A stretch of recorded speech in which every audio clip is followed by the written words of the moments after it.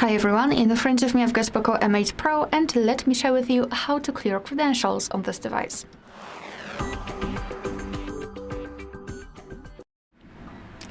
So let's start with opening the settings, and here we have to scroll and find fingerprints, face data and screen lock.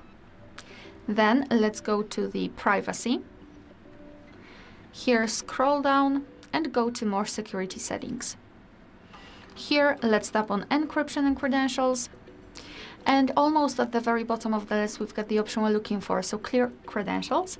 Let's simply tap on it, and your device will ask you whether you really want to do it. So just tap on OK. And not only we've got this information, but also this option is inactive, which means that we just successfully removed all saved certificates. Be aware if you've got your screen lock set, and then your device will ask you to enter it in order to confirm the whole operation. Alright, so that will be all. Thank you so much for watching. Please hit the subscribe button and leave the thumbs up.